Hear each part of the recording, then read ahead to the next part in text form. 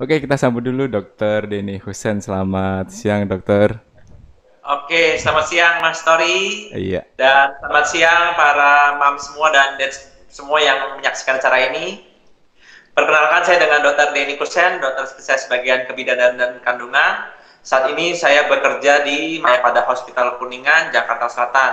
Ya, pada kesempatan kali ini kita kolaborasi dengan dunia parenting akan membahas mengenai permasalahan yang mungkin sudah itu ya sudah disampaikan oleh para mam semua lewat chat-chat juga. Nah, nanti kita akan bahas satu persatu. betul sekali. Jadi selama kurang lebih 1 jam ke depan kita akan berbincang mengenai kebidanan dan kandungan yang akan langsung dipandu oleh Dokter Denny Husen.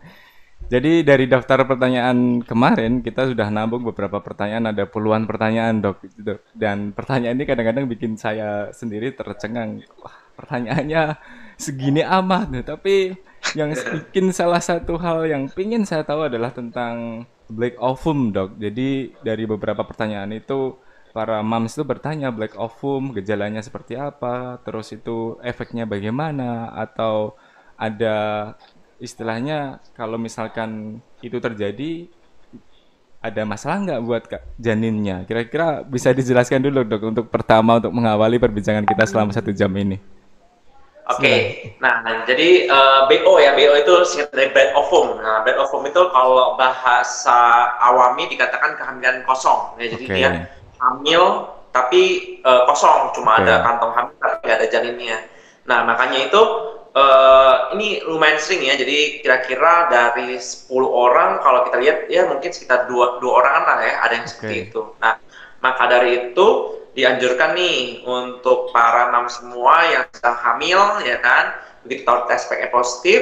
Nah, yang langkah pertama adalah dipastikan dulu nih, ini kehamilannya apa di dalam kandungan atau enggak. Ya jadi itu pertama tuh, di dalam kandungan atau enggak, jangan sampai dia hamil tapi dia di luar kandungan. Ya oke. itu namanya ektopik ya, itu Hmm, beda. hmm, hmm, hmm, hmm. Nah, kalau sudah di dalam kandungan, nanti dipastikan lagi nih di dalam dari kantong itu ada bayinya atau enggak, ada Hmm, janinnya atau enggak. hmm, hmm. Ya jadi dipastikan ada janinnya. Jadi kalau misalnya sampai ada kantong di dalam kandungan tapi enggak ada bayinya, Hmm, berarti itu yang dinamakan bed ovum, hmm, kehamilan hmm, kosong ya. hmm. Nanti setelah itu dipastikan lagi tuh, kalau bisa sudah ada janin, dipastikan lagi ada jantungnya atau enggak. Jadi jangan Hmm, sampai hmm, nanti hmm. ada janinnya tapi jantungnya nggak berkembang gitu Ah, ya. oke. Jadi kira-kira Oke. seperti itu. Dan itu hanya bisa diketahui lewat USG, Dok, atau gimana? Ya, itu pada apa untuk konfirmasi dari USG ya. Jadi Oke. memang kadang-kadang untuk keluhan sih untuk blood ovum nggak terlalu khas ya. Hmm, Jadi hmm, bisa saja tanpa gejala, hmm, bisa juga gejalanya misalnya dia pendarahan, hmm, flek-flek, nah itu hmm, bisa juga. hmm. Tapi itu nggak terlalu khas ya. Makanya nanti untuk konfirmasi kita USG. Nah, biasanya terjadi atau bisa terjadi di usia kandungan keberapa itu, Dok? Berapa minggu, berapa hari? Dan ada Oke, hubungannya nggak dengan PICO dan PCOS atau sindrom ovarium polikistik? Ini pertanyaannya emang ibu-ibu ini gimana gitu? Ya, Pak, Dok? Ada nggak ya. hubungannya antara itu semua? Oke, oke. Nah, jadi untuk kehamilan itu ya, jadi nanti kita pastikan tuh. Jadi kalau misalnya udah usia sekitar 5-6 minggu, itu Hmm, biasanya janin sudah ada. Ya, hmm. jadi biasanya kalau misalnya sudah 5-6 minggu masih belum kelihatan, nah itu curiga tuh.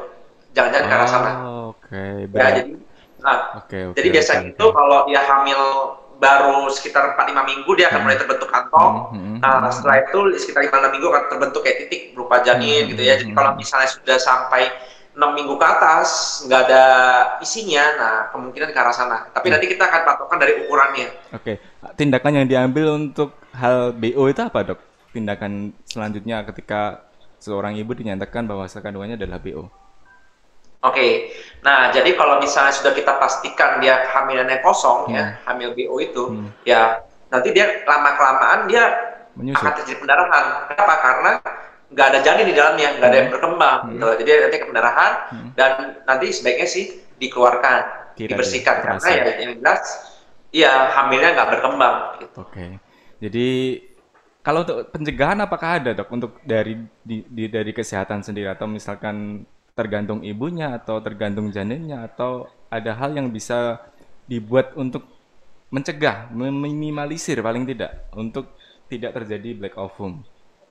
Oke, nah jadi kalau misalnya baru sekali sih kita nggak terlalu sampai agresif ya. Mm-mm. Kalau misalnya dia sudah sampai berulang itu artinya lebih dari 2 kali ya. Mm-mm. Nah, kita akan evaluasi lebih lanjut ya. Jadi nanti kita akan cek tuh apakah kemungkinan misalnya kelainan kromosom, Mm-mm. infeksi ya, ada kelainan autoimun ya, Mm-mm. ada kelainan hormonal. Nah, nanti Oke. kita evaluasi. Jadi penyebabnya itu seperti itu, tapi yang paling banyak sering sih kelainan kromosom pada umumnya. Oke, berarti ada risiko untuk ada pilihan untuk meneruskan atau mengkiret, Dok? Ya, jadi Hmm. kalau sudah hamil kosong sih kita nggak akan teruskan, karena kalau diteruskan nanti tetap Ber- pendarahan banyak, nanti malah ibunya yang Kasihan ibu dan janinnya itu. kasihan. Oke, baik, Dok. Oke, Betul. kalau nanti sambil nyambung lagi untuk yang kasus Black Ovum karena ada banyak sekali pertanyaan mengenai itu, tapi kita akan lari sedikit, Dok, tentang kelahiran yang ada istilah baby blues ini karena kalau nggak tahu istilah baby blues itu bisa dijelaskan secara singkat karena ada cerita. Jadi 8 bulan ada ibu-ibu yang mengalami keguguran selama dia keguguran pada usia 8 minggu. Kemudian setelah 1 bulan dari keguguran itu dia haid. Nah, dia terasa waktu mens dia terasa sakit. Nah, itu pertanyaannya simple sih. Normal atau tidak hal seperti itu, Dok? Ketika setelah dia mengalami keguguran, terus dia 2 minggu setelah keguguran dia haid, dan akhirnya dia merasa sakit di nyeri di perutnya. Kira-kira itu masuk normal atau gimana? Oke, jadi kalau misalnya dia sudah keguguran ya, sudah kita bersihkan, nah biasanya itu dia sekitar 4 minggu kemudian memang sudah kembali ya ke Hmm, masa hmm, hmm, suburnya. Jadi kalau hmm, misalnya dia haid kembali itu emang sudah wajar sih, hmm, hmm. gitu. Dan Jadi, biasanya kita sarankan nih, hmm, kalau dia keguguran nanti kita cek tahu nih penyebabnya apa. hmm, Ya, jadi mungkin nanti dokternya akan menjelaskan. hmm, Mungkin nanti istirahat dulu, jangan langsung dulu. Jadi hmm, biasanya hmm, kalau nggak ada masalah apa-apa sih, hmm. sebenarnya bisa lanjut. Tapi pada umumnya kita istirahatkan sekitar 2 siklus lah. Jadi artinya dia dalam 2 periode ke depan dia menstruasi normal dulu. Setelah Hmm, itu nanti programkan. Kalau misalnya nggak ada kelainan apa-apa ya. Jadi kalau hmm. misalnya dia ada kelainan yang kayak misalnya kegugurannya karena misalnya mola, itu beda Oke, lagi ya. Jadi iya, hamil anggur beda lagi. Jadi iya. kalau baik-baik saja, kita istirahatkan dulu biar periode mensnya lancar dulu.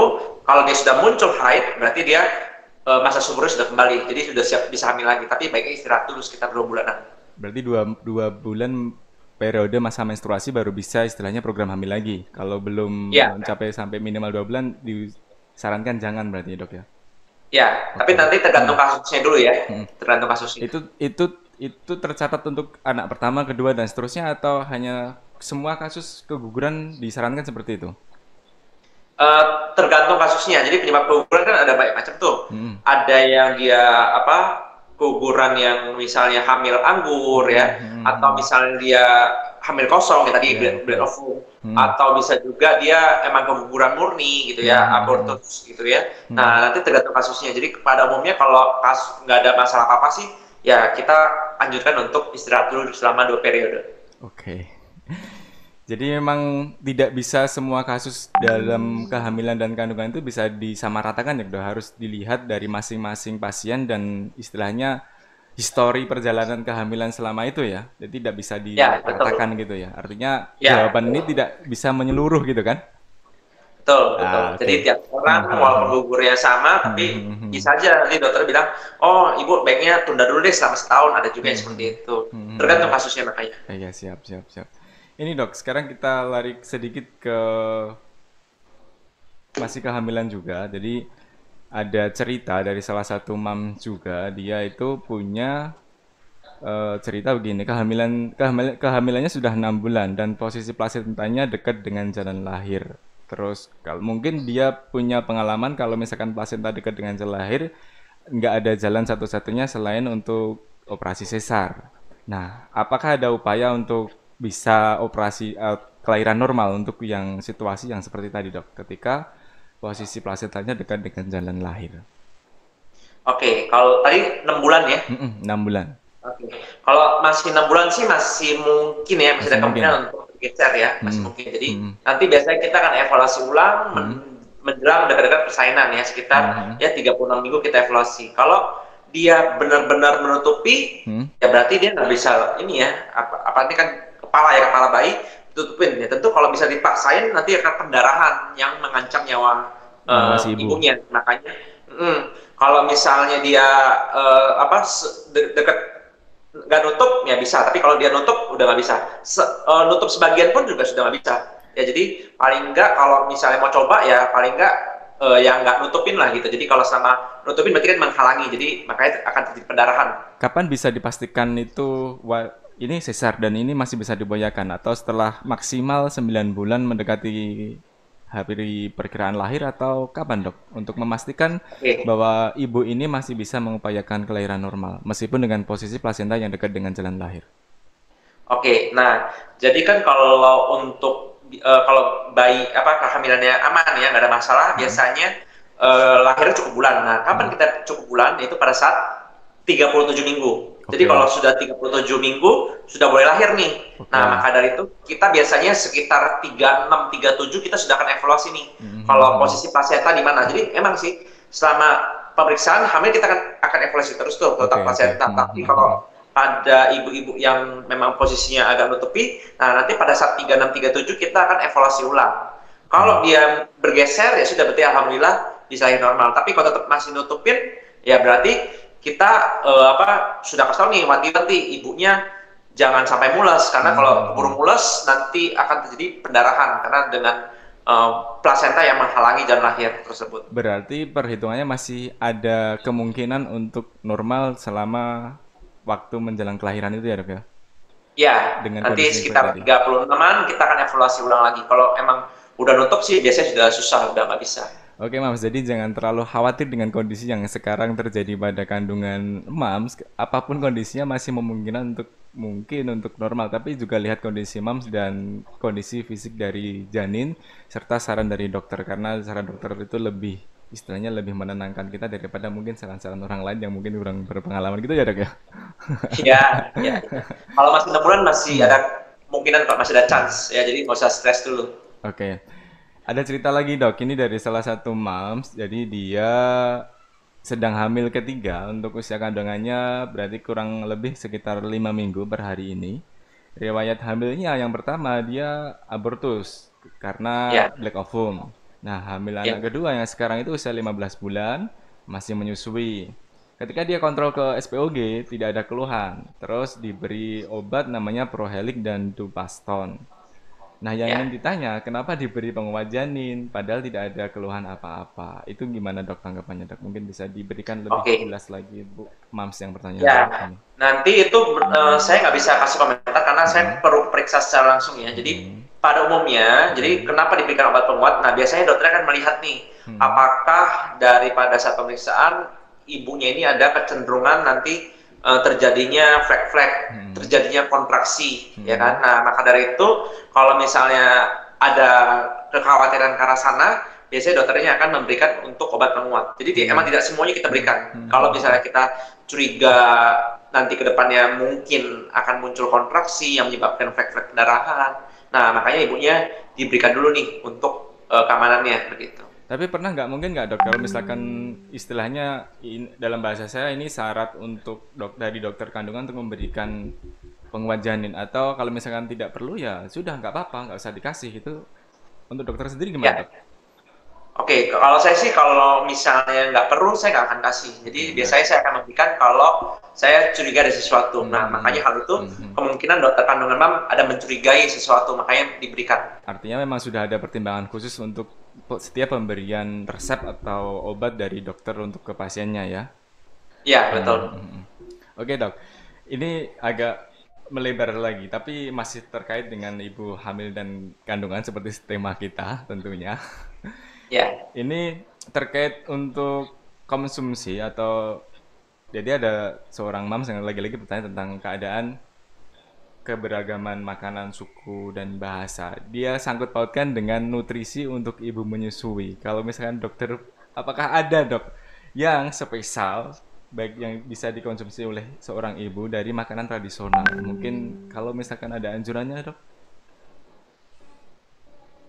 untuk nutrisi ibu Hmm, nyusui ya. hmm, hmm. Oke, nah jadi untuk para mams semua yang lagi menyusui ya, ini saya himbau dulu nih ya, usahakan kalau nyusuin selama 6 bulan wajib nih, kalau apalagi kalau ibunya nggak ada kerja ya, jadi selama 6 bulan si sang buah hati gak usah dikasih apa-apa, ya kadang-kadang ada yang kasih makanan, cemilan, kadang-kadang ada yang kasih air putih, itu nggak usah ya. Jadi usahakan selama 6 bulan cukup ASI saja ya. Jadi pemberian ASI tersebut selain untuk MAMS juga ya buat misalnya pengembalian ke posisi tubuh semula, dan untuk si buah sang bayi juga sebagai antibodi, jadi lebih nggak gampang sakit, dan untuk otaknya juga lebih bagus. Nah, untuk nutrisinya kan Mas kan lagi nyusui nih. Nah, maka dari itu kan tentu kebutuhan cairan tinggi tuh. Nah, karena kan si buah hati kan sedot kan asinya kan. Nah, makanya Mam juga usahakan ya jangan lupa minum air yang banyak. Ya, jadi minum 2-3 liter ya. Jadi untuk rehidrasi dirinya lagi. Jadi untuk produksi lebih banyak. Nah, selain itu juga tips untuk biar asinya makin produksi, yaitu dia semakin sering dihisap maka akan semakin banyak keluar. Kalau jarang dihisap nanti produksinya makin kurang ya. Nah, makanya itu untuk makanan yang bisa dari alami yaitu daun katuk ya. Jadi salah satunya dikatakan daun katuk itu bayam itu juga bisa sebuah memproduksi gitu ya. Jadi minum air banyak, jaga makanan sehat ya. Jadi hindari tuh gorengan, bakar, panggang, junk food, fast food, lemak-lemak, hindari. Makanan sehat ya, sayur-sayuran, buah, ikan, minum air banyak, kombinasi. Dipastikan nanti semuanya baik gitu. Ini menarik banget loh, Mams. Jadi ada salah satu dedaunan yang disebutkan dokter adalah salah satu dokter daun katuk maksud saya yang bisa untuk meningkatkan suplai baik secara untuk ibu atau untuk buah hatinya. Dan salah satu lagi adalah benar sih, saya setuju dengan dokter juga. Ini meskipun saya orang awam. Jadi semakin banyak dihisap semakin banyak keluar. Jadi kayak kompa istilahnya ya dia untuk kasih itu berarti ya. Nah, juga sedikit juga banyakin minum Mams, jadi biar nggak terlalu istilahnya nggak dehidrasi. Kalau banyak keluar berarti juga banyak yang masuk. Ya, betul. Nah. Oke, sekaligus mengingatkan buat Mams, jangan lupa untuk live chat dengan menuliskan nama, asal kota, dan IG-nya, dan dapatkan kesempatan untuk menang dari sponsor yang sudah masuk ke kita.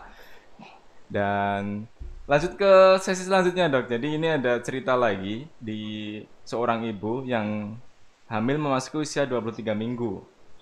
Kemudian pas periksanya, kehamilannya itu periksa USG, air ketubannya melebihi normal.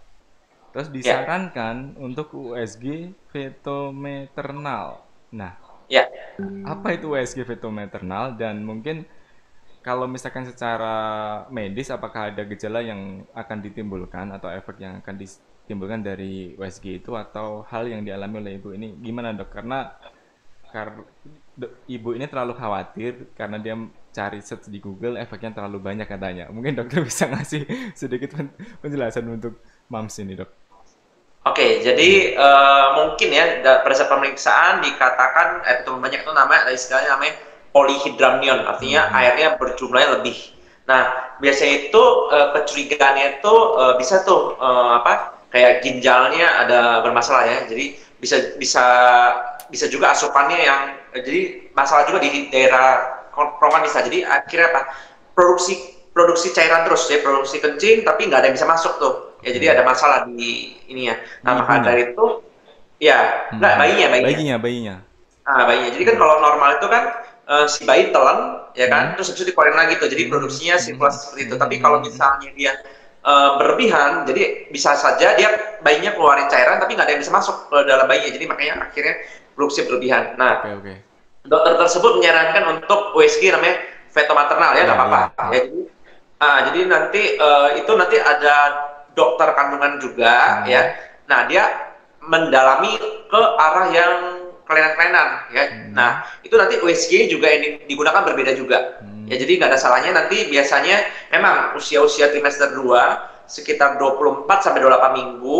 Nah, itu nanti Mam bisa cekkan ke dokter USG bagian feto-maternal untuk dilihat kelainan-kelainan dari bayinya ya, mulai dari misalnya otaknya apakah ada masalah, ada cairan di otak berlebih atau enggak. Kemudian nanti dilihat jantungnya, apakah biasanya kan normal ada 4 kamar jantung, nanti lihat jantungnya normal atau enggak. Kemudian paru-parunya, kemudian lihat diafragmanya, kemudian lihat juga lambung, ya kandung kencingnya, ya sama usus-ususnya dilihat. Jadi untuk memastikan apakah janinnya ada masalah atau enggak. Kira-kira seperti berarti itu. sederhananya adalah USG yang lebih detail daripada USG biasa gitu ya, Dok ya. Nah, kira-kira usia gimana, Dok? Karena nanti yang menangani juga dokter yang berbeda ya, dia yang khusus untuk masalah kelainan-kelainan, sama nanti USG juga berbeda. Dia lebih spesifik, lebih real untuk lihat seperti itu. Kalau untuk saran USG sendiri dok, sebaiknya itu minimal usia kandungan berapa dan ataukah istilahnya kalau kepaksa nggak USG, masalah nggak sih dok sebetulnya? Oke, nah jadi mungkin kan yang ditakutkan dari orang kan mitos-mitos mengatakan bahwa USG itu nanti berbahaya, ada radiasinya segala macam. Nah, ini saya mau ralat ya, luruskan betul. Nah, jadi USG itu nggak ada radiasinya. Oke, USG tak ada radiasi. Nah, yang radiasi itu kayak misalnya foto ronsen, CT scan, itu radiasi. Tapi kalau USG itu hanya gelombang suara yang dipantulkan, jadi ke layar. Jadi nggak ada radiasi sama sekali. Jadi itu sebenarnya nggak bahaya. Nah, ya. Usia berapa kandungan minimal dok? Bagaimana? Usia kandungan, oke. Berapa? Nah, jadi untuk paling enggak, saya bilang itu pada saat begitu dia tahu dia hamil, dia langkah pertama adalah dia periksakan dulu nih, dipastikan dulu dia hamilnya dalam kandungan atau enggak. Oke. Ya jangan sampai dia di luar kandungan. Jadi ya bolehlah sekitar misalnya ya kan dia telat mens nih ya, telat mens loh. Oh saya belum mens ya. Nah biasanya kan sudah 4 minggu lewat kan. Tadi sudah menginjak ke sekitar 5 minggu. Nah boleh itu nanti diperiksakan sekitar 5 minggu. Jadi paling enggak pada saat usia 5 minggu dipastikan dulu dia ada kantong nggak di dalam rahimnya. Nah setelah sudah dipastikan aman, nah nanti di USG lagi sebulan kemudian.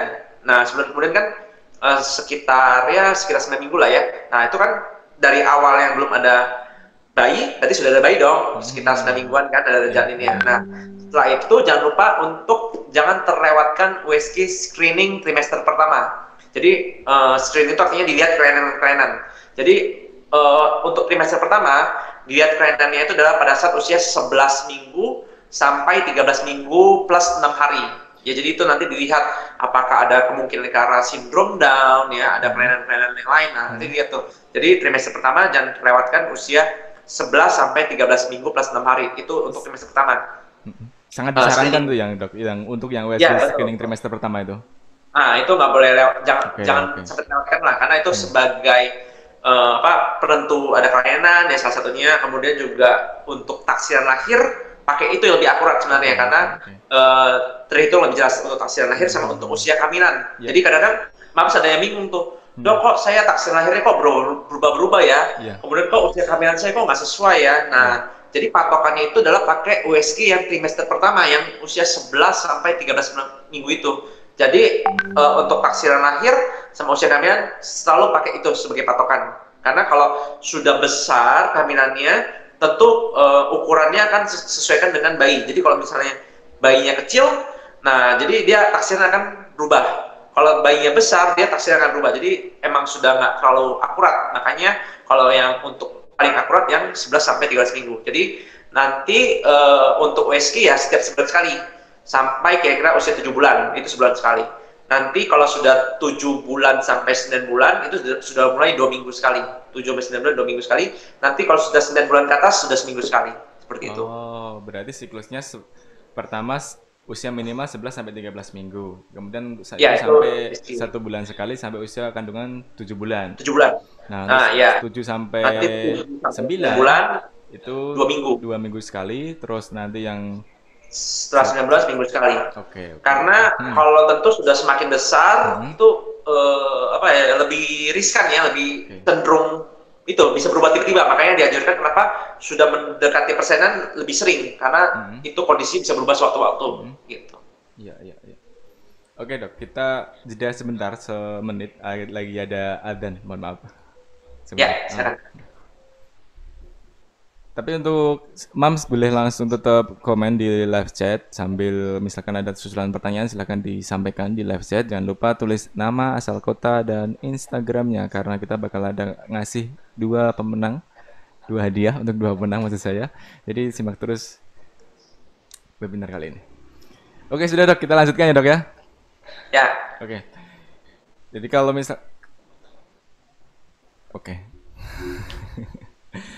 Jadi kalau tadi kita ngomongin tentang black ovum, terus ASI, terus kemudian soal abortus. Nah ini mungkin agak yang sudah punya anak sih dok. Jadi tentang KB atau kehamilan berencana. Jadi ada beberapa pertanyaan juga mengenai KB yang ditanyakan dititipkan melalui web kita. Jadi yang pertama adalah ini seorang ibu yang menggunakan KB suntik untuk pertama kali dari 3 bulan pertama, kemudian diganti ke yang 1 bulanan. Nah, dia merasakan mual dan lemas, bahkan kadang tensi darahnya turun. Terus ini apakah ada efek dari KB suntik atau solusinya adalah dia berganti KB suntik dan ganti jenis KB lainnya atau gimana dok? Oke, nah jadi biasanya kalau ada pasien yang datang ya, dia ingin ber-KB, biasanya saya tanyakan dulu nih, dia itu ingin tunda sementara, ya, atau tunda jangka panjang, atau Oke. sudah nggak mau hamil lagi. Oke. Ya, jadi ada 3 tuh yang bisa saya tanyain. Berarti yang Kalau pertama misalnya sudah nggak mau, sementara. ya nunda sementara ya, sementara itu artinya jangka pendek. Mm-mm. Jadi misalnya ya nunda 2-3 bulan atau 4 bulan lah, di bawah Oke. setahun lah istilahnya gitu. Ya. Ya, atau Mm-mm. jangka panjang nih, misalnya dia mau hamil lagi nanti, oh nanti aja dok, tiga tahun lagi, 4 tahun lagi, 5 tahun lagi, itu jangka panjang ya kalau Dan sudah lebih selamanya. dari, ya ada yang nggak mau lagi, saya sudah nggak mau lagi deh gitu. Oke, Nah itu oke. kita begitu dulu. Hmm. Kalau misalnya dia sudah nggak mau lagi, berarti jawabannya steril, tutup kandungannya. Oke. Nah, itu yang nggak mau lagi ya. Kemudian kalau untuk jangka panjang ya, jadi kalau dia misalnya mau nanti lah 3 tahun, 2 tahun, 4 tahun, nah itu saya anjurkan yang pakai yang jangka panjang. Nah, jangka panjang ada dua. Hmm. Ada yang namanya implan itu susuk tuh, yang ditaruh di lengan. Ada yang IUD, IUD spiral. Ah, ya. Ya. Oke. Nah, kalau implan itu bisa sampai 3 tahun. Kalau si IUD bisa sampai 10 tahun, tapi ada dari kemasan sih bilangnya 5 tahun ganti, ya masalah lah. Nah. Pokoknya itu. Kemudian kalau misalnya dia cuma mau nunda sementara, ya udah berarti pilihannya itu bisa pil, bisa suntik. Nah, makanya Mams ini gimana? Kalau misalnya dia emang sudah rencana jangka panjang, ya baiknya sih jangan menggunakan yang pil atau suntik ya gitu ya. Oke, Yang oke, perlu oke. diketahui juga kalau Mamsnya misalnya awalnya suntik, ya itu perlu diketahui adalah itu ada hormonnya. Ya. Jadi itu ada hormonal. Ya. Nah, mungkin hal itu yang mengganggu dari Mamsnya. Jadi misalnya keluhannya misalnya tambah gemuk lah, ya nafsu makannya meningkat, kemudian jerawatan, kemudian emosinya labil. Ya. Nah, itu bisa pengaruh dari si hormon tersebut. Ya. Gitu. Nah, nanggepin yang metode IUD tadi dok, yang IUD tadi. Nah, Ya. apakah itu jadi efeknya jadi haidnya makin lama atau semua metode KB pasti ada efek untuk jadi haid, siklus haidnya jadi istilahnya agak lama atau mungkin saya bilang kurang normal atau gimana dok? Oke, nah jadi sebenarnya setiap KB itu ada plus minusnya, jadi nggak Oke. ada tuh, oh saya paling hebat, nggak ada. Jadi masing-masing ada pasti ada Ya. positif, ada negatifnya, Ya. ya. Tapi tentu saja yang kita manfaatkan adalah untuk KB sendiri. Nah, untuk IUD atau spiral tersebut, memang ini saya nggak ngomong semuanya ya, jadi Ya, ya. bisa saja memang setelah pemasangan kira-kira 6-9 bulan terjadi misalnya pendarahan yang lebih banyak. Oke. Ya, nah itu memang bisa salah satunya, tapi nggak semua orang mengalami hal seperti itu. Ya, jadi bisa saja orang mengalami itu. Nah, kalau bisa mengalami hal itu nggak usah khawatir. Ya, jadi ini namanya dia proses pengenalan. Ya, jadi dia baru kenal nih, Ya, ya. makanya dia belum terlalu sayang. Nanti kalau dia sudah kenal lama, nah dia mulai sayang nih. Jadi nanti biasanya setelah itu ya nanti dia akan mensnya lancar sesuai dengan siklusnya. Oke. Gitu. Jadi biasanya ya itu efeknya bisa kram-kram, bisa pendarahan lebih banyak. Tapi nggak usah khawatir, selama pemasangan sesuai itu nggak aman kok. Termasuk salah satunya jadi haid, jadi agak lama itu jadi salah satu efek juga, jadi nggak masalah dok. Ya, nggak masalah. Kalau selama nanti kita periksa semuanya aman, ya udah. Makanya kita sebelum pemasangan kita sudah kasih dulu nih, Mams ini nanti efeknya seperti ini ya, nggak usah kaget gitu loh. Jadi kita kasih dulu. Nah, untuk IUD sendiri ada 2 macam. Ada yang biasa, ada yang hormonal. Iya. Kalau yang biasa nanti mensnya lancar seperti siklusnya. Tapi kalau yang hormonal itu nanti Mamsnya nggak mens. Oh, Gitu. Jadi tergantung berarti pemilihannya menghentikan mau mens yang hormonal itu ya dok ya? Ya, Tapi nggak ada kalau masalah. dia pakai IUD yang dengan hormon, berarti nanti dia nggak mens. Jadi kenapa nggak mens? Karena dia bikin si hormon itu membuat dinding rahimnya tipis. Oke. Jadi akhirnya nggak ada dikeluarin. Oh, Jadi nggak usah iya, khawatir. iya, iya. Jadi jangan berpikir bahwa oh saya nggak mens berarti darah saya tertumpuk di dalam. Enggak kok, gitu ya. Jadi dia bikin dia dindingnya tipis. Jadi akhirnya nggak ada dikeluarin. Jadi makanya nggak mens. Kalau penentuan baiknya pakai hormonal atau yang satunya tadi itu tergantung si pasien atau tergantung sarannya dokter, Dok? Oke, nah nanti itu tergantung dari permintaan pasien sendiri Oke. ya. Nah, Hmm. jadi kalau misalnya, kalau saya sih biasanya kalau mamsnya nggak ada masalah, Hmm, hmm, ya hmm. kita gunakan yang IUD yang biasa. Hmm, Jadi hmm, hmm, hmm. biar tetap ada mens ya. Jadi kan Hmm, hmm, hmm. kadang-kadang ada tuh yang, aduh Takut ya, saya Dok? pengen mens nggak nyaman Hmm, gitu hmm, kan. hmm, hmm, Jadi hmm. saya biasa gunakan itu. Oke, Nah oke. untuk yang hormonal itu Hmm. biasa digunakan kalau misalnya dia ada masalah nih di Hmm. rahimnya. Hmm. Contohnya kalau dia ada endometriosis, ya ada kista. Nah kadang-kadang kista endometriosis tersebut membuat si mamsnya setiap mens nyeri hebat, nggak Hmm. tahan, Hmm. sakit. Nah, maka dari itu kita hentikan nyerinya tersebut ya dengan kita memberikan si IUD yang hormonal. Jadi makanya mamnya nggak mens jadi untuk menghilangkan si nyerinya tersebut. Jadi nanti tergantung situasional dari permintaan pasien tersebut. Berarti secara sederhana semuanya kembali kepada mam sendiri mau pakai jenis KB apapun yang dipertimbangkan dengan kebutuhan, mau yang jangka pendek, jangka panjang, atau yang ya sudahlah cukup anaknya dua, cukup anak tiga dan mungkin cukup anaknya empat, gitu kan dok ya. Ya, Jadi ya nggak usah, betul. nggak kalau saya pribadi menyarankan nggak usah istilahnya terpengaruh sama mams yang lainnya. Ah saya enak pakai ini, saya enak. Tapi kan tergantung kebutuhannya mams sendiri mau pakai yang mana. Mau masih Betul, lanjut betul. besok mau punya anak atau enggak. Kan itu yang tahu mams sendiri bukan orang lain. Gitu ya mams. Ya, betul. Jadi yang perlu Hmm, hmm, hmm. ditantangkan adalah Hmm, hmm. keluhan satu orang sama orang lain belum tentu sama Lidah. nih. Jadi jangan Ya, makan betul. bahwa, oh ini orang pakai ini kayak gitu, saya nggak mau. Nah itu kadang-kadang jadi asumsi sendiri tuh. Ya Oke, jadi oke. keluhannya tidak selalu sama. Jadi tiap orang bisa berbeda-beda. Hmm, hmm. Jadi jangan takut gara-gara oh dia pakainya nggak bagus, jadi nanti efek ke saya nggak, Ya, belum ya, tentu ya, ya ya. karena tiap orang beda-beda. Hmm, hmm, hmm. Oke. Nah, ngomong kalau sekarang dok, ini istilahnya udah punya anak kan, berarti kan udah merencanakan KPK kan berarti udah punya buah hati nih. Nah, ini Ya, ada mitos yang mungkin beredar di masyarakat mau diluruskan dok. Bener nggak kacang hijau itu bikin bayi putih dan rambutnya tebal? ya. Nah jadi apa kacang hijau bagus Ah, ya, ah, bagus ah. untuk persarian Hmm, ya. hmm, hmm. Tapi nggak ada hubungannya tuh Hmm, hmm, dengan bikin hmm, putih. hmm. Kalau bikin putih itu tergantung nanti genetiknya, Ah, itu tergantung orang tuanya. Orang tuanya apa? Ya, jadi kacang hijau nggak bikin putih. Kemudian untuk rambut tebal juga nggak nggak ada ada hubungannya juga. kaitannya dengan kacang hijau ya dok ya? Nggak ada yang kaitan. Jadi sebenarnya kalau mau makan kacang hijau nggak masalah ya. Jadi emang Ah, untuk pertumbuhan rambut itu dibutuhkan nutrisi yang baik. hmm, Contohnya hmm, misalnya dari protein. Nah, hmm. jadi kan kacang hijau emang ada tuh Bagian dari proteinnya. protein ya, oke. Ya, kemudian vitamin-vitamin ada juga. Nah, tapi bukan berarti kalau kacang hijau pasti rambut tebal enggak. Oke, Jadi oke, oke. tetap kacang hijau Ah, baik ya, ah, konsumsi saja. Tapi jangan lupa konsumsi makanan yang lain juga. Ya, ya. jadi jangan cuma bergantung sama kacang hijau. Ya. Karena memang banyak mitos sih dok terkait kandungan, kehamilan, anak itu banyak sekali. Apalagi kalau saya Ya. kebetulan tinggalnya di Jawa, banyak sekali hal Ya. yang mungkin disampaikan secara turun temurun itu dan sebagian mungkin berakibat baik, tapi sebagian juga nggak masuk akal dan membuat mam sendiri kalau misalkan punya kepercayaan itu juga nggak masalah sih, cuman lebih baik dikonsultasikan. Jadi tidak ngambil keputusan berdasarkan hanya sekedar mitos. Bukan untuk istilahnya bukan ditolak, tapi ya perlu dijaga, cuman tidak perlu dikaji ulang dengan akal kita juga. Gitu ya dok ya. Ya, betul. Nah, terus gini dok, ini ada cerita yang waktu tentang ibu menyusui tadi soal makanan makan ini nyambung nyambung ke ibu menyusui. Nah kalau misalkan gini dok, em,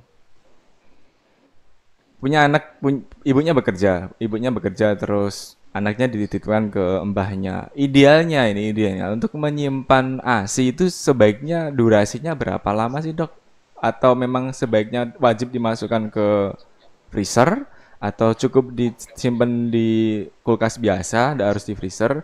Setelah itu nanti kalau misalkan dikasihkan ke anaknya tinggal dikasihkan tanpa perlu dipanaskan atau gimana dok untuk merawat ASI yang sudah disedot dari ASI ibunya. Oke, nah jadi nanti untuk ASI sendiri, Hmm. jadi kalau dia di ruangan biasa, suruh ruangan biasa, Hmm. dia bertahan sekitar 4 sampai 6 jam. Ya, Hmm. jadi dia bisa bertahan seperti itu. Hmm. Nah, kemudian kalau misalnya disimpan di freezer nanti tergantung dia dia simpennya di kulkas yang bagaimana. Jadi kalau misalnya di dalam freezer yang apa, Lapis baku. ya beku gitu, itu bisa sampai ini ya, bisa sampai 2-3 bulan itu bisa ya. Oh bisa, Nah, boleh kalau dok. misalnya, ya kalau misalnya tapi cuma di suhu ruangan yang biasa, kulkas biasa itu ya paling ya sekitar 24 jam gitu. Jadi nanti tergantung dia simpen di mana. Ya jadi dan cukup bertahun nih. Jadi kalau misalnya sudah simpan di AC, maksudnya sudah simpan di kulkas freezer, pada saat mau menyajikan, jadi jangan langsung dipanasin. Oke. Jadi biar dia Mencair turun dulu. suhunya bertahap. Hmm. Ya, jadi biar si nutrisinya nggak mati lah. Jadi gitu. Jadi bisa dari freezer nih, dia dipindahin dulu ke kulkas biasa. Dari kulkas biasa dia dipindahin dulu ke suhu ruangan ya, sambil kalau mau kasih yang air hangat untuk encerin boleh gitu ya. Ya jadi dia perlu proses secara bertahap, jangan langsung. Kemudian ini juga tips juga, kalau misalnya mamsnya ada ASI langsung nih, jadi ada ASI langsung sama ada misalnya ASI yang dari Tampungan. freezer kulkas. Nah, mana yang mau dikasih duluan? Ya kan? Nah, kan ada yang berpikir, wah kita habis dulu stok lama deh, gitu kan? Nah, itu yang salah tuh. Jadi baiknya langsung kasih yang fresh Seger. dulu. Oke. Kasih seger dulu. Langsung dari Setelah sumbernya. Baru kalau misalnya masih kurang baru boleh ambil. Jadi jangan pikir stok lama takut ini dihabisin. Nah, itu jangan. Jadi gunakan yang seger dulu seperti itu. Nah, nyambung ke makanan pendukung ASI nih, Dok. Jadi ini ada cerita. Anaknya usianya 13 bulan, pupnya sehari sampai 3 kali. Itu masuk kategori normal atau tidak? Nah, sama usia yang 6 bulan udah MPASI 3 hari ini pupnya sering sekali hampir 5 kali. Itu masuk kategori normal. Dan ini pertanyaan begini kayaknya sering banget kan. Ketika anak punya keluhan yang berbeda atau terjadi siklus perkembangan dan pertumbuhan yang berbeda, terus asumsi para mams mungkin kebanyakan ini normal nggak ya? Ini betul nggak ya? Bener nggak ya? Gitu kan.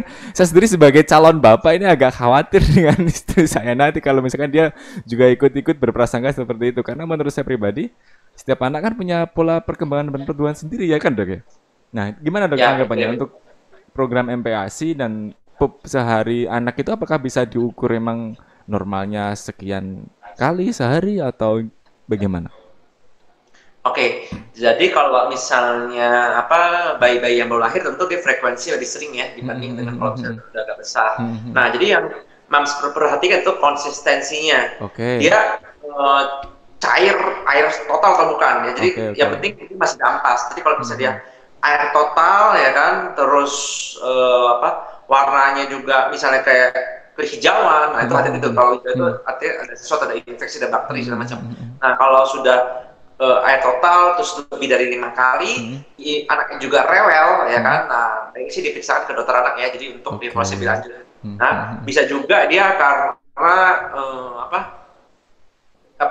ASI-nya, jadi karena produksi menggunakan MPASI, menggunakan susu tambahan, mungkin dia nggak cocok. Jadi ususnya masih penyesuaian nggak cocok. Nah, itu hati-hati bisa juga. Jadi selama dia anak yang nggak rewel, ya konsistensinya masih ada apasnya sih sebenarnya nggak masalah.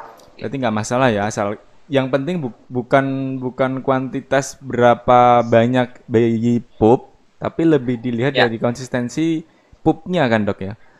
Betul.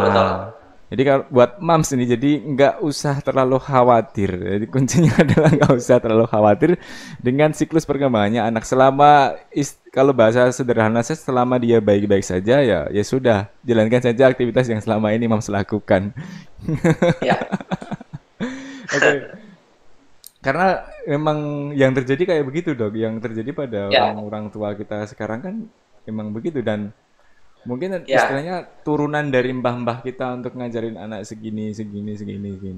Nah, sebenarnya kalau masalah pup nih, Dok, kan biasanya si orang tua itu ngasih bedak ke bayi. Sebetulnya kalau bedak itu fungsinya kan untuk mencegah iritasi atau untuk pemahaman saya sih. Dan ada yang menyarankan nggak usah dikasih bedak karena kasihan anaknya masih bayi dan sebagainya. Tapi di kasus lain pernah istri saya itu jenguk kawan saya yang sedang baru saja melahirkan, terus dia tidak ngasih bedak, hanya dilap, tidak pakai air hangat. Efeknya itu agak istilahnya memerah kulit bayinya. Jadi secara emosional dari istri saya kok kasihan ya Mas ya gitu. Nah, sebenarnya itu gimana dok untuk istilah penanganan atau perawatan bayi pup terus buang air kecil itu apakah lebih baik pakai tisu basah atau pakai cukup gelap atau penambahan bedak itu baik atau sebaiknya nggak usah lah gitu. Ini maksudnya bedak untuk di daerah ini ya, kelaminnya ya maksudnya ya. Bedak-bedak bayi Ya, yang biasa dipakai buat ya. mopoi. Ya betul. Nah sebenarnya kalau misalnya itu sih nggak perlu nggak apa-apa ya. Jadi cukup nanti misalnya dia habis buang pup, nah biasanya kita lap dengan misalnya dengan tisu basah, Boleh. ya. Setelah itu kita keringkan dengan tisu yang udah kering, itu sudah cukup. Nggak perlu sampai ini bedak terus sih, nggak usah sih ya. Sama nggak ada masalah. Nah iritasi-iritasi itu yang bisa muncul itu hati-hati itu. Bisa juga karena misalnya nih dia pakai pampers kelamaan ya kan, jadi nggak diganti-ganti. Nah, akhirnya apa? Dia muncullah biang-biang ringan di samping-samping, apalagi di peta pahanya tuh. Nah, jadi karena udah kelamaan, nggak diganti, nggak dibersihkan juga, nggak dilap kering, nah itu yang bisa muncul iritasi. Nah, makanya nanti disesuaikan juga. Jadi biasanya kalau si bayi sih biasanya kalau baru lahir ya mungkin 3-4 jam sekali kita perlu perhatikan lah, biar nggak terlalu lembab ya istilahnya. Oke. Ah, ini dok, ada lagi satu cerita. Kebetulan adik saya sendiri yang kalau sekarang usia bayinya sudah hampir 7 bulan. Terus waktu itu dia lahir di usia 7 ke 8 bulan usia kandungan dan dia sudah lahir. Nah, saya ingin tahu sebetulnya untuk membedakan kategori bayi ini dikatakan prematur dan tidak, karena apakah diukur dari usia kandungan lahir sebelum usia kandungannya 9 bulan 10 hari atau ada standar yang menyatakan ini prematur dan ini normal. Oke, nah kita pakai patokannya pakai minggu ya, minggu usia kehamilan. Nah, makanya itu saya bilang yang paling akurat itu adalah berdasarkan USG trimester pertama yang pada saat usia 11 sampai 13 minggu itu sebagai patokan awal untuk nanti dijadikan selanjutnya. Jadi kalau kita katakan bayi cukup bulan atau aterm ya, itu di atas 37 minggu. Oke. Jadi kalau di bawah dari 37 minggu, ya kalau tadi kan katanya kasusnya 7 bulan ya, 7 bulan itu kalau dihitung secara kasar kan sekitar 28 minggu. Berarti itu termasuk prematur, tidak cukup bulan. Gitu. Jadi kita pakai patokannya minggu. Jadi kalau minimal 37 minggu ya dok ya? Ya, betul. Jadi kalau untuk taksiran lahir itu adalah perhitungan 40 minggunya. Iya. Jadi misalnya nih tanggal sekian nih taksi lahirnya, nah itu adalah 40 minggunya. Tapi boleh nggak lahir sebelumnya? Boleh, asal sudah lewat dari 37 minggu. Jadi itu 40 minggunya adalah sebagai patokan nih. Oh, masih belum lahir ya. Nah, apakah perlu kita induksi, kita rangsang atau bagaimana begitu? Nah, bahas lanjut ke proses kelahiran nih dok. Ada mungkin beberapa mams yang bertanya kalau yang sudah pernah sesar apa memungkinkan untuk bisa lahiran normal dengan jangka waktu yang kalau misalnya secara kesehatan kan minimal jaraknya 3 tahun setelah sesar. Itu apakah bisa normal atau ya selanjutnya tetap sesar gitu? Ya, jadi kalau dia baru operasi sekali, kita masih bisa coba untuk normal. Oke. Tapi kalau sudah 2 kali atau lebih, itu kita sudah nggak sarankan. Ya, karena takutnya kalau dia paksain untuk normal, takutnya proses penyembuhannya untuk yang bekas operasi itu bisa robek, bisa ruptur. Ya, jadi ancamannya adalah rahimnya robek hingga ancaman nyawa untuk si manusia tersebut. Nah, tapi kalau yang baru sekali masih bisa kita coba untuk normal. Tapi kita nanti cek dulu nih, kita tanyakan dulu kenapa sih yang dulu dioperasi gitu loh. Ya, jadi jangan sampai misalnya ada masa-masa tertentu. Jadi kita tanyakan dulu penyebab dari dia dulu dioperasi. Tapi kalau misalnya nggak ada masalah apa-apa ya kan baik-baik aja. Nah, jadi pada saat yang hamil kedua ini syaratnya adalah di posisi bawah itu adalah kepala. Jadi kalau misalnya yang pertama operasi tapi yang hamil kedua ini posisinya di bawah adalah sulsang, bokong, nah kita nggak anjurkan untuk normal. Kenapa? Karena berarti kan panggulnya belum teruji bisa normal. Kecuali nih kalau dia misalnya yang pertama normal, yang kedua operasi. Nah, yang ketiga mau coba normal, nah, itu bisa. Tapi kalau misalnya yang pertama kan itu ya. Jadi yang wajib itu adalah pertama itu kalau misalnya habis operasi, yang kedua wajib kepala di bawah. Jadi kalau kita mau coba bisa, tapi hati-hati kita cobanya di rumah sakit ya, karena kalau di tempat kita agak berisiko. Yap. Nah, nyambung soal sesar nih dok, ini ada seorang mams yang punya cerita pengalaman tentang sesar sekitar 6 tahun yang lalu. Nah, waktu itu jahitannya ada sempat kebuka di sebelah kanan. Nah, sampai sekarang itu seperti kayak ketarik bekas sesar yang sebelah kanan itu. Nah, apakah memang gitu atau itu perlu diperiksakan ulang untuk hari ini, dok? Atau gimana? Untuk bekas sesar yang rasanya si Mames ini katanya kayak ketarik.